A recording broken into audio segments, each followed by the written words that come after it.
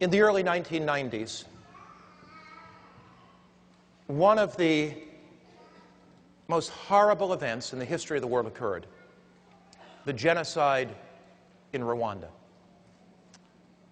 In that genocide, Hutus battling against Tutsis, 1 million people were killed in less than 9 months. When the genocide began, there were 380,000 Adventists, Seventh-day Adventists, in Rwanda.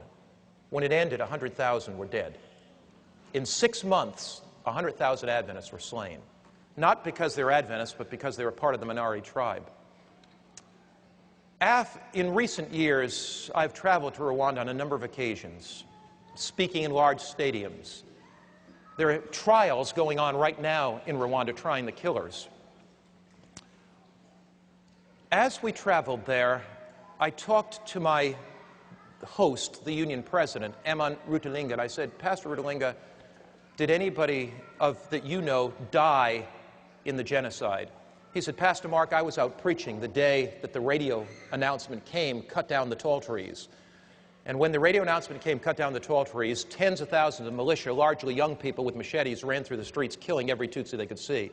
The killing was so great that the bodies stacked up in the streets and dogs came and ate them. The killing was so great that they threw thousands of bodies into the river, and the river was clogged with bodies. Pastor Rutalinga was out preaching as union president. The militia came into the church, brought out his wife, his 3 children, his grandchildren, and killed them outside the church that day. I talked to the conference president. "Did you lose anybody?" He said, "Yes, I did." I said, "Who did you lose?" He said, "I lost my wife, my 7 children." I talked to my driver. "Did you lose anybody?" "Yeah, I lost 47 members of my family. I'm the only one that survived." As I talked to them, Pastor Eman Rutalinga said to me, he said, "Mark, I want you to meet a woman. And when you meet her, your life will be changed forever. Her name is Adele Selfu." And so we got in the truck and we went out this rough road, back country, outside of Kigali in Rwanda. And Pastor Rutalinga told me the story as we went. This woman had been with her husband when the killers came, and she held his hand as they put a machete and split his head open, and as they hit him in the neck and they murdered him. She was there. And Pastor Eman Rutalinga said, "Mark, I believe she will tell you the story." As I walked into her house, I saw a picture of her pastor, Seventh-day Adventist pastor husband, on the wall. And in respect, I simply walked over and stood and looked at the picture.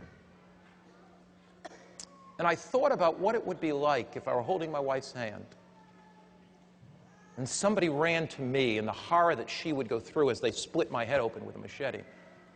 As we sat down, we made small talk for a while, and Mrs. Selfu came in the room. And I broached the subject very carefully. I said, "Sister Selfu, I understand you were with your husband when the militia hacked him to death. It may be very difficult to talk about it, but would you like to share it with me?" She began to cry, and she said, "Pastor, I'll share it." She said, "We got word that the militia was coming closer and closer to our village. We fled with 45 others to a Catholic church in the basement. We thought it would be a hiding place and they may go by the church. As we were in the basement, the militia came in with machetes. They began to hack and hack and hack. Actually, there were 60 people in the room. 45 were killed immediately. She said, I held my husband's hand and somebody came and just hit him with a machete, and the blood from his head splat all over me. She said, it was horrible, Pastor. And then the person took the machete and hit me in the head. She pulled back her beautiful black hair, and I saw a scar that began here and went down the center of her head. She said, Pastor, they then hit me in my wrist, trying to chop off my wrist. She held up her wrist. It was just flapping around. She said, Pastor, then they hit me on the shoulder. And she pulled down her dress a little bit, and I saw the scar on her shoulder. She said, they left me for dead. And my body lay among the dead bodies for 3 days. At the end of 3 days, the militia had moved on. So she said, villagers came to bury the dead. Somebody, before they buried me, felt my pulse, and I still had a pulse. So they took me. I was unconscious. They began to nurse me back. Pastor, I was in and out of hospitals for 3 years. By this time, the forces from outside of Rwanda that were in the Congo fought their way back, liberated the country, and they built 18 prisoners for the murderers, and they put 180,000 people in prison. Mrs. Selfo took 3 years to get back to health, but by now there was stability in the country. And she said to me, Pastor Mark, I have to make a decision of whether I'm going to be a bitter, angry old woman or not. And she said, I made a decision that my husband's death would not be in vain. I had the assurance beating in my heart that Jesus Christ was coming again, and that the thing that my husband would want would me to go to minister to the killers. So, Pastor, there's a prison not far from this village, and I became the mother of that prison.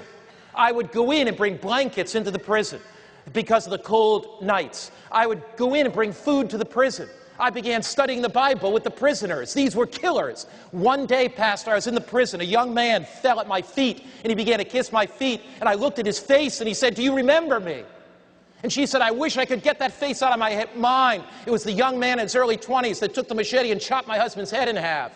It was the young man, I never knew he was in that prison. I never thought that I would see him again. It was the young man that took the machete and put the scar in my head and gave me such pain. And he said, would you forgive me?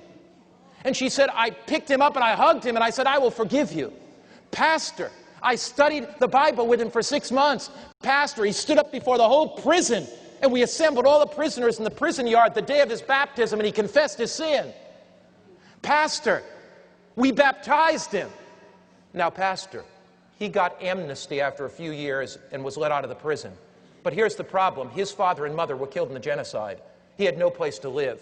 Pastor, I adopted him as my son. Would you like to meet him? My heart was beating. Beads of perspiration stood out of my head. I looked at the pastor's picture, who this man had killed. I thought a killer was going to walk through the door. And Louis walked through the door. A gentle smile on his face, a sparkle in his eyes. And Mrs. Selfo walked over and put her arms around him. And she said, let me introduce you to my adopted son. She said, one day when Jesus comes, all the suffering will be worth it all. One day that Jesus comes, all the heartache will be worth it all. One day that Jesus comes, all the burdens will be worth it all. One day when Jesus comes, the past will be gone. She said, what inspires me is the forward look. Jesus is coming again. Is there something in your heart right now that needs to be dealt with? Have you been harboring some bitterness? Is there some sin secretly in your life? If God can transform Adele Selfo, if God can take that woman and take any bitterness, any anger out of her heart, God can do miracles in your life. The backward look leads you to the cross and forgiveness.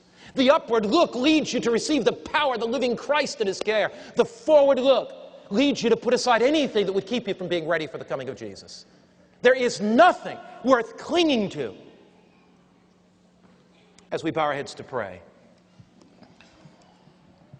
is there somebody here today that you just want to lift your hand and say, Lord, I need the forgiveness. I need the forgiveness that you only can give. Lord, I need that forgiveness. I need that freedom from guilt. Lord, I have kind of let my religious experience slip